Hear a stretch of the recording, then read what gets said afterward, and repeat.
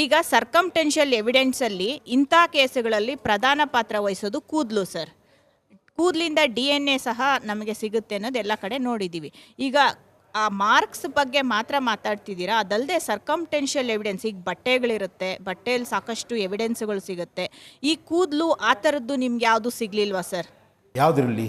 ಅವನ ಬಾಡಿಯಲ್ಲಿ ಅವನ ಬಾಡಿ ಅಥವಾ ಅವಳ ಬಾಡಿ ಎರಡರಲ್ಲೂ ಸಹ ನೋಡಿ, ಅವನು ಸ್ನಾನ ಮಾಡಿ ಬಂದಿದ್ದ. ನಮ್ಮ ಹತ್ರ ಬರುವಾಗ ಲೇಟ್ ಆಗಿತ್ತು. ನಾನು ಅದಕ್ಕೆ ಹೇಳಿದ್ದು, ಅವನು ಎಕ್ಸಾಮಿನ್ ಮಾಡುವಾಗ ವೈಟ್ ಪೇಪರ್ ಇಟ್ಟು ಅವರ ಬಟ್ಟೆ ಅವನನ್ನೇ ತೆಗೆಸಿದ್ದು, ಅವನೇ ತೆಗೆಯುವುದು ಬಟ್ಟೆ. ಪ್ರತಿಯೊಂದು ಬಟ್ಟೆ ತೆಗೆದು ಎಕ್ಸಾಮಿನ್ ಮಾಡಿದ್ದೆ. ಯಾಕಂದರೆ ಏನಾದರೂ ಬಿದ್ದರೆ, ಕೂದಲು ಬಿದ್ದರೆ ಅದನ್ನು ವೈಟ್ ಪೇಪರಲ್ಲಿ ಸಿಗ್ತದೆ, ಅದನ್ನು ಕಲೆಕ್ಟ್ ಮಾಡ್ತಿದ್ದೆವು. ನಾವು ಎಕ್ಸಾಮಿನ್ ಮಾಡುವಾಗ ಸಹ ಗ್ಲೌಸ್ ಹಾಕಿರ್ತೀವಿ. ನಿಮಗೊಂದು ಫೋಟೋ ತೋರಿಸಬೇಕಾದ್ರೆ ನಾವು ಹೇಗೆ ಎಕ್ಸಾಮಿನ್ ಮಾಡ್ತೇವೆ ಅಂತ. ನಮ್ಮ ಕೂದಲು ಅಲ್ಲಿ ಹೋಗಬಾರ್ದು ಅಂತ ನಾವು ಗ್ಲೌಸ್ ಹಾಕ್ಕೊಂಡಿರ್ತೇವೆ ಫುಲ್.